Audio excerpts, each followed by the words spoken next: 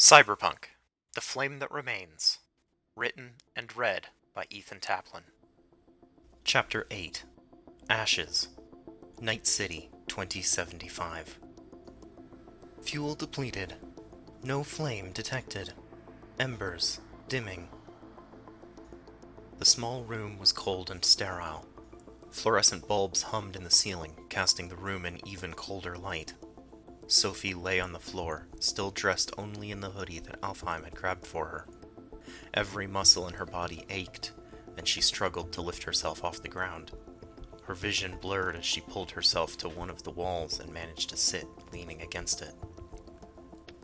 They must have disabled her cyberware, at least partially. Her arms were weak, and her vision refused to focus. From what she could make out, the blurry room was empty except for her, and something blue in the nearest corner. Sophie reached out hesitantly to touch the blue shape. It was soft, and as she dragged it closer, she discovered it was a set of clothes. Pale blue scrubs, from what she could make out.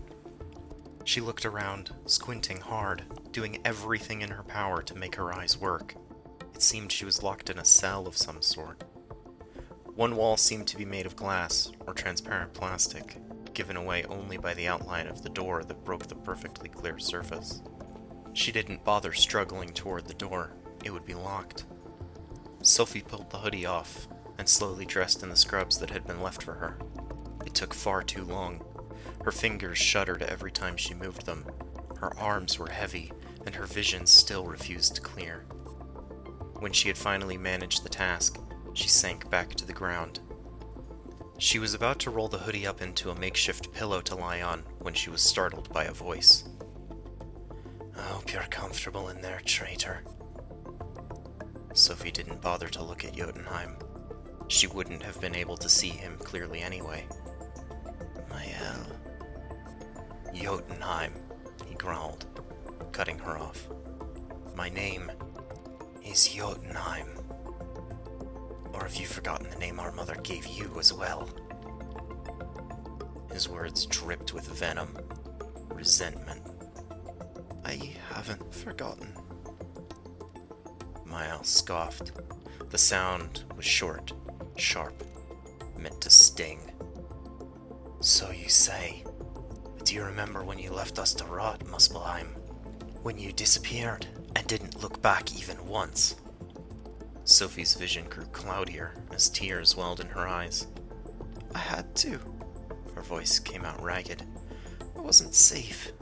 If I'd stayed, I wouldn't have survived." "Oh, and we were," Mael snapped. "Is that what you think? That you were the only one suffering? That we were safe?" He stepped closer to the glass, close enough that his shadow cut a clean line across the cell floor. "You think you're the only one who wanted out?" he hissed. "You think I didn't dream about running, about burning the whole fucking place down and walking out into the smoke? If I'd stayed, I would have died like the others." Her words caused the room to freeze over. Mael didn't speak. He just stood there, staring. Sophie thought she saw his hands ball into fists, or maybe unclench. Hard to tell through the haze.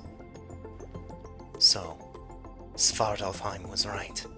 His voice was soft but tighter, like it was strangling itself. "You do know about them."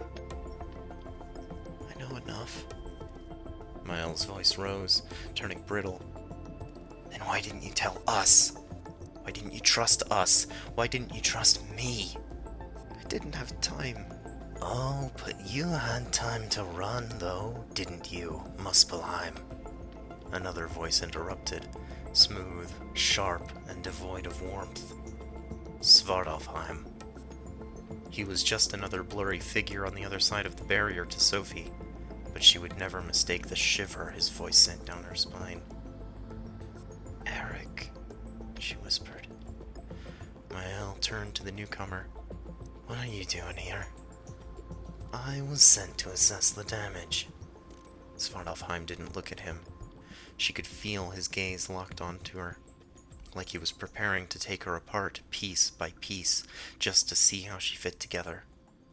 "She's broken, unstable. You know what that means. I'm fine, Sophie lied through gritted teeth, forcing her back straighter. Svartalfheim stepped toward the transparent wall. The lock disengaged with a soft chime and the door swung open. Sophie wished desperately that she had the strength to move, to burst through the door and run. She didn't have the strength now to even try. We were told not to enter the cell. Miles' voice was tense. Sophie saw him step between Svartalfheim and the door, but Eric just pushed past him. Orders change. Besides, I'm not going to hurt her. She could hear his lips curl into a familiar, wicked smile as he spoke. Just debug her. Sophie flinched, retreating from her brother as he entered the cell and the door closed behind him. He was little more than a dark blob in her vision until he reached out and grabbed her by the shirt. He lifted her easily from the ground. 2 fiery pinpoints of light glowed in his eyes as he began to emerge from the fog. A notice, declaring that some cyberware functionality had been restored, appeared in her vision. Stop, Mael said from beyond the glass. No, Eric said. You stop. You stand there acting like you're helpless, but you chose not to follow her. Don't pretend now like you were abandoned. Eric lifted her higher, bringing her face close to his. She saw nothing behind his deep charcoal eyes but anticipation. Don't touch me, she hissed. She grabbed at his wrist, but couldn't get a grip. Though some of her cyberware had been reactivated, and she no longer struggled to move her arms, she had no strength in her grip. She tried to access the cyberdeck wired into her neuroport to no avail. Even the dreaded Sandevistan was silent. Eric let go of her shirt, letting her crumple into a heap on the floor. He knelt next to her, withdrawing his personal link from its place in his left wrist, and plugged it into the neural interface port behind her left ear. The wire, several meters long, was coiled up inside his arm and caused no interference with his movement as he began to work. His cruel smile twisted further as he ran a diagnostic scan and cataloged every piece of chrome in her body. You really need an upgrade, little sister. You haven't upgraded or even added a single piece of cyberware since you left. Really?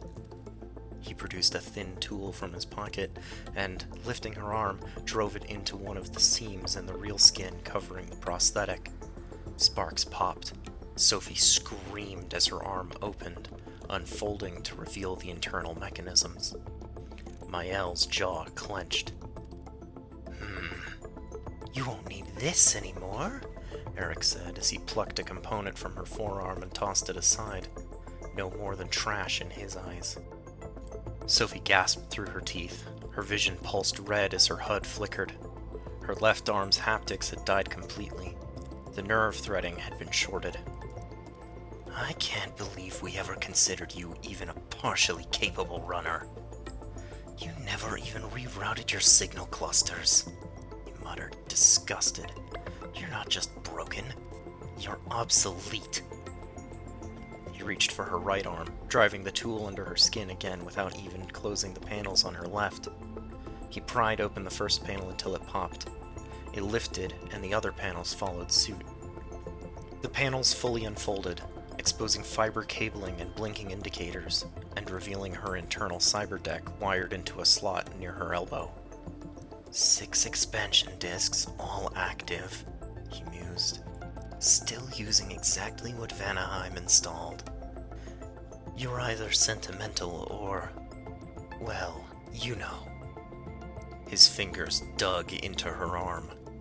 No! Sophie cried, trying to pull away, but her body refused. Her arms were immobilized, and she couldn't access the command interface while he was jacked into her brain. With a dull click, the first X disk's socket locked snapped. Eric twisted his wrist, tearing it out and unleashing a cascade of warning messages across her eyes. Her processing lagged. Memory was reduced. Her thoughts came slower. You crippled yourself with nostalgia, he laughed. You clung to your early loadout like it meant something, like it protected you. He pulled another X-disc.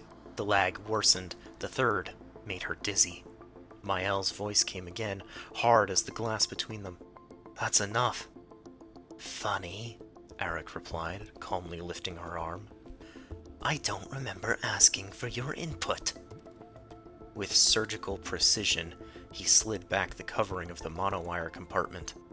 The coiled filament gleamed beneath the lights, pristine and deadly. Sophie winced in anticipation of what he'd do next. "You and the twins were always so precious with this one," Eric said, admiring the weapon. "Oh, this is cute, Muspelheim. Like a kitten pretending she's a lion." He reached for the cable. "Don't!" she gasped, but it was too late. He didn't sever the monowire, didn't rip it out. He twisted the device in its socket, just enough to release the tension motor, locking it into place with a screech of overstrained servos. Pain bloomed in her shoulder as failsafes kicked in, trying and failing to recalibrate the damaged weapon. "Non-functional," he declared smugly. "You've been downgraded." Sophie shook from the effort it took not to scream again. Every breath now came with the taste of copper. "Stop it!" Mael shouted. Eric barely glanced at him. "Stop me yourself." "She's your sister!" Mael slammed his fist into the glass, a red stain spreading along the spiderweb left behind. "She's a system failure." There was a long silence. Sophie could feel Mael's eyes on her. His shadow stretched across the room, but he never crossed the threshold. "Coward!" She wanted to scream at him, but she didn't need to. He already knew. Mael turned away. He didn't look at her again. His footsteps were slow, almost reluctant, as they faded down the hall. Eric exhaled slowly, like a weight had lifted from his shoulders. He turned back to Sophie. "Now, where were we?" She tried to move, tried to crawl away, but her arms were still locked up, and no matter how far she went, Svartalfheim was still jacked into her through the cable behind her ear. He stood, following her for a few steps as he grinned maliciously. He planted a boot firmly on her leg, pinning her to the ground, then knocked her over and pushed her onto her side. He knelt behind her, and she suddenly felt his fingers at the back of her skull. "Neuroport's still intact?" he mused. Well, I suppose even a 2-bit runner like you would know how to care for it." He tapped her temple hard with 2 fingers. Her vision buzzed with invasive signals. "Still hiding your command stack behind redundant ice walls. Did you really think you could outrun us with software alone, Muspelheim?" He dragged another tool from his coat, a probe that hummed as he brought it near. She could feel the magnetic field tugging on her metal eyes as he lowered the tool behind her. "No, don't, Eric, please!" "Funny," he said, grinning. "That's exactly what Subject 9 said, too." He drove the probe against her neuroport. Her vision exploded in blue and white, her skull ringing with phantom sound. Her arms and legs spasmed. Pain spiked down her spine. Every fragment of her digital self screamed. She tasted static. "Almost there, sister," he whispered in her ear. "You'll be yourself again soon." The door slammed open, glass shards scattering across the floor. "Step away from her." Eric didn't move fast enough. Liv's fist caught him mid-turn, the blow cracking against his jaw with a sickening pop. Before Eric could fall, she grabbed him by the collar and drove him backward, slamming him against the far wall of the cell. The probe clattered to the ground by her boots, and his personal link cable was pulled free of Sophie's neuroport slot. "Du jävla suckfein!" she snarled. You lay another finger on her, and I'll gut you. Sophie couldn't see them clearly, but she heard the fire and the raw fury in Liv's voice. Sophie tried to speak, but her voice caught in her throat. Astrid was already beside her, skidding to her knees. She reached for Sophie, gentle where Eric had been anything but. Her fingers brushed Sophie's cheek as she tried again to speak. "Astrid," Sophie croaked, her voice a ruin. "I am here," came the whispered reply. "I have walked the path beside you." Her red hair tumbled over her shoulders, framing her face in bloody flames. Her fingers trembled against Sophie's cheek. "You are not broken," Astrid whispered, her eyes growing tearful. "You are burning still." "Det gör ont, Astrid. Det gör så ont." I know. Her voice was soft. "Hush now. Every new breath you take is proof that you survived the last." Astrid drew Sophie into her arms, foreheads pressed together. "Close your eyes. You are not alone." Behind them, Eric stirred, coughing as he tried to rise. Still standing above him, Liv planted a boot on his chest and drove him back down. "You don't deserve to even breathe the same air as her," she hissed. "Not after what you've done." Eric spat blood. "You should be thanking me. She's a corrupted node."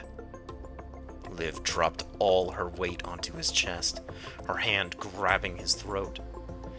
"If you so much as breathe the word thank again, I will break your fucking jaw."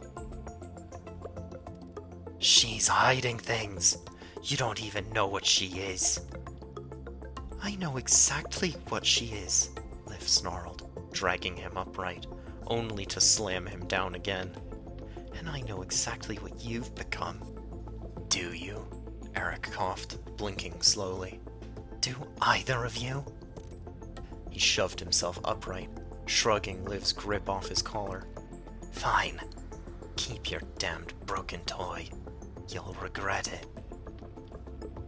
Astrid didn't even look up as Eric passed. Her focus was entirely on the shivering girl in her lap. The empty frame of the glass door slammed behind him, dropping its last shards to the floor. Silence swept the cell like a breeze after gunfire. Liv dropped to her knees beside her sisters. Her breath came hard. She withdrew her cyberdeck from her bag, a handheld model, and plugged it into Sophie's interface port. Her fingers were shaking, knuckles bloody. "Fuck!" He pulled her X discs while they were still loaded. Liv slammed the deck closed and removed the plug. She stuffed it back into her bag and moved to lift Sophie. Astrid folded down the panels of Sophie's arms, then supported her weight as Liv lifted her off the ground. "We'll need to run a full reset and resynchronize every bit of Chrome. She'll need replacements too, new expansion disks and a new neuroport. Bastard almost fried her command stack." "She held," Astrid said quietly. "She burns still. A dim flame is not yet extinguished." Sophie whimpered, reaching her arms slowly around Liv's neck as she carried her from the room. Astrid led the way down the hall. They passed the stairs that their brothers had disappeared up and continued on until they came to a closed door. Astrid opened it, revealing a surgical suite, much like the one Liv had used in Naustrand. Liv laid Sophie on the operating table, then leaned down and kissed her brow. "This will be over soon, Sophie, I promise." Tears began to stream down Liv's face as she stepped away to prepare for her work. Astrid gripped Sophie's hand firmly, stroking her hair with her other hand.